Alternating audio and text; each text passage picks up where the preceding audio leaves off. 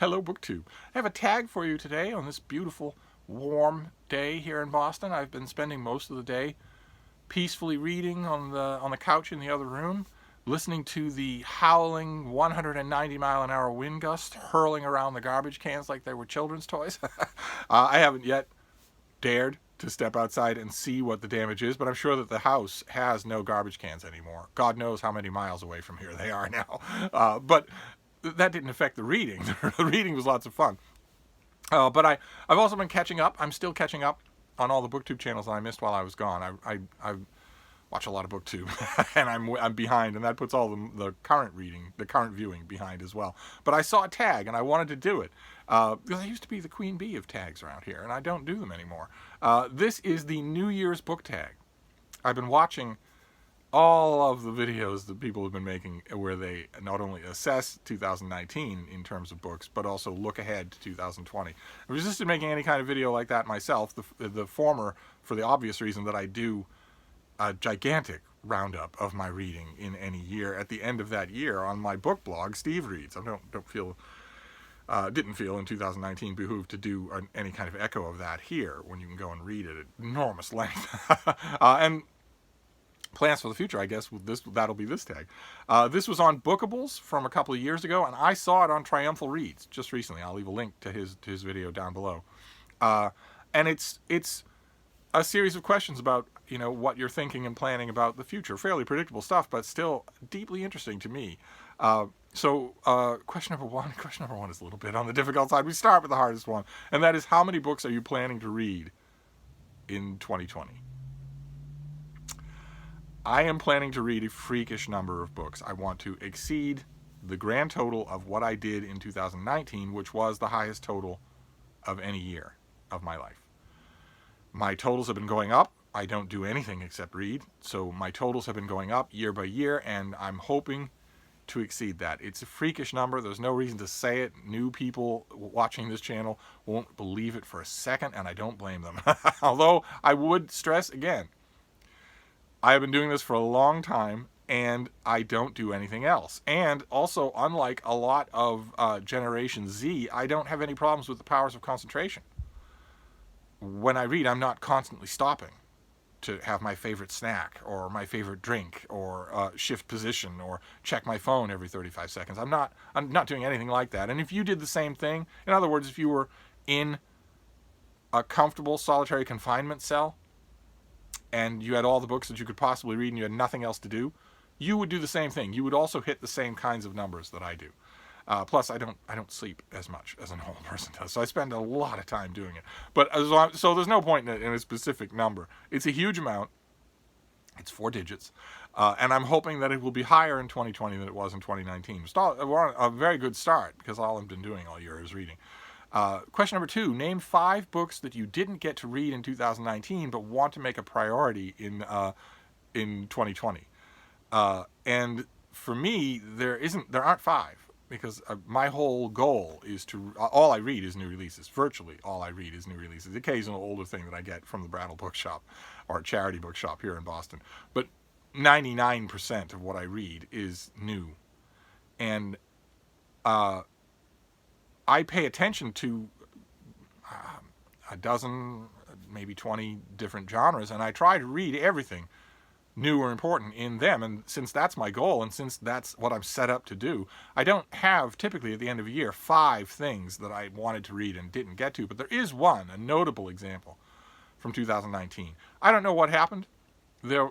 Wires were crossed somewhere along the line. I assume that it had something to do with the author's unexpected death.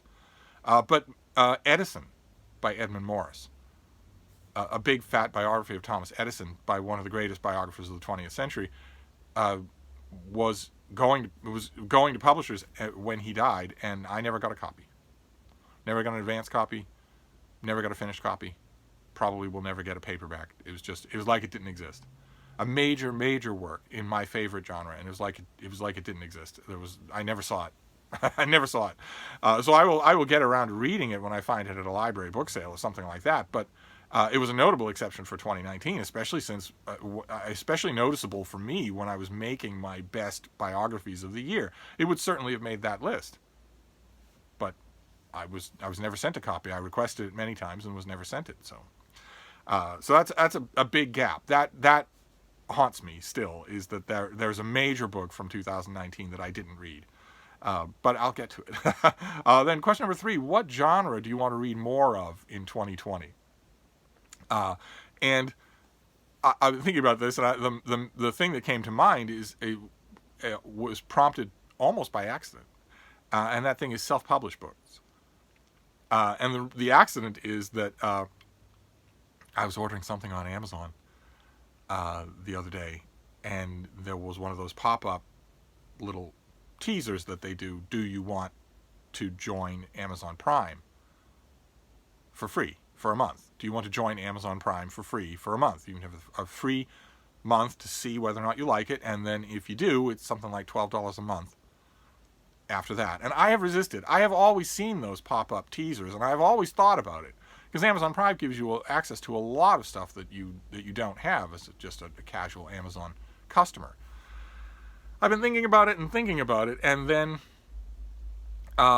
with this particular purchase, I don't know why, I just decided to click yes, to just, okay, sign me up. The thing about Amazon is they want their whole experience to be easy. Very, very easy. That's the main thing they want. No cumbersome re-entering of your shopping information. You can just click and buy something.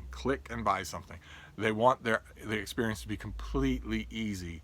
So, and I wasn't thinking about that, but I should have, and it turned out I got a demonstration of that, because the minute I clicked yes, I was a Prime member, with all the bells and whistles that go along with it. It happened instantly. And that gives me access to a lot of self-published stuff. And I'm thinking, it also gives me access to Amazon Videos, their video platform, their music platform, tons and tons of stuff. I've barely begun to explore it. I will certainly not let my Amazon Prime membership lapse.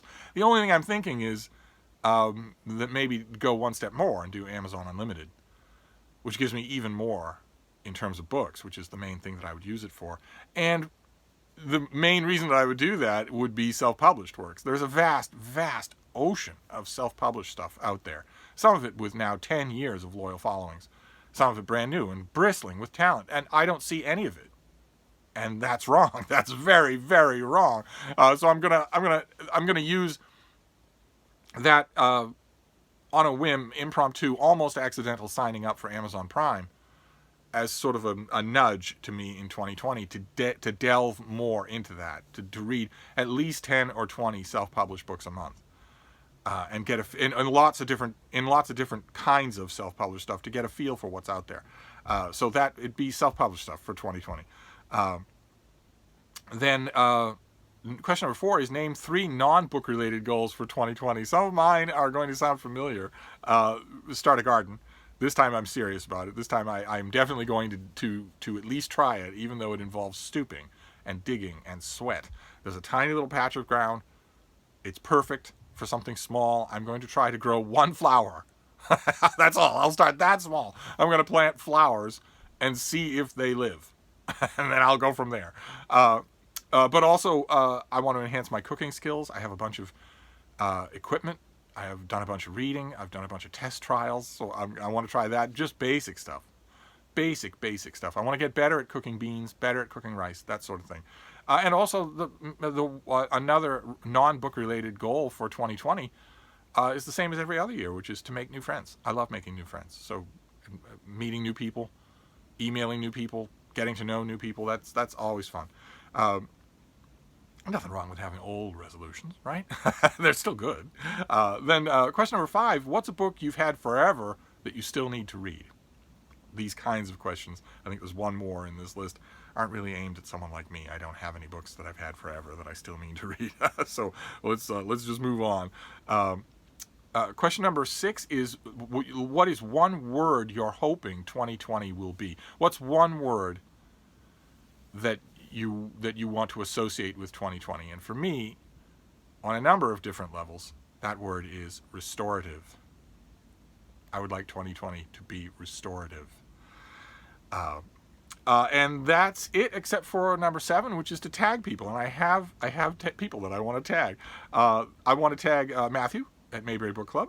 Jason at Byways and Bookland, if he has time to do a tag in between his deathly illness and his imminent departure for a monastery. And then Tilly's mom, Scallydandling about the books. Have you done a tag yet? If you haven't, please do. Also Cathie Grimm and Peg at the History Shelf, who I might point out again, never shows her own miniature schnauzer. She has one, but she never shows him on camera. Never. Then a new channel, Everyone Who Reads It Must Converse. I don't know if he does tags, but if he does, I'd love to hear his plans for 2020. Live Forever or Die Trying, another new channel that I don't know if he does tags, but if he does, I'd love to see him do this. And of course, Britta. What would 2020 be without loading tags onto Britta? So there you go. That is the New Year's book tag. This is probably the closest I'll come to making a video with a full-blown list of plans and dreams and hopes and aspirations for 2020. But it came close enough. It certainly fits the bill. And I'll wrap this up now, but I want to finish with by asking any of you who have Amazon Prime or Amazon Unlimited to tell me stories. Feel free to tell me stories. You leave them in the comments or email me. I am now back in the habit of leaving my information down below. I'm leaving Instagram, Twitter, and my email. So you can follow me on Instagram for pictures of Frida. You can follow me on Twitter for book announcements and also saucy political opinions from time to time. And you can email me anything you want at any time. Just anything that's on your mind. I get emails from lots and lots of people. I might not respond right away, but I love hearing it. I absolutely love hearing it. I deleted from that block of information 2 things. One was my profile on NaNoWriMo, because that's only good for 1 month out of the year. And the other was the link to my Patreon, because you people are unbelievably generous. You are perfectly happy to call in store credit at the Brattle Bookshop here in Boston to my heart's content. You are perfectly happy to do that and send me fudge and dog toys and all sorts of stuff in the mail. Patreon itself, no, you don't seem perfectly happy to do that. So I removed both of those, but the block of stuff down below is still there, and feel free to tell me stories about Amazon Unlimited. Would it be worth it? Would I like it? Especially if I'm thinking that if my goal is to read a lot of self-published work, Amazon Unlimited is probably a very good idea, probably. But what is the difference between Amazon Prime and Amazon Unlimited? What is the difference between the two of them? Is Amazon Unlimited even more money? I could look it up, but anyway, I'm going to wrap this up, but I'll be back. Thank you, BookTube.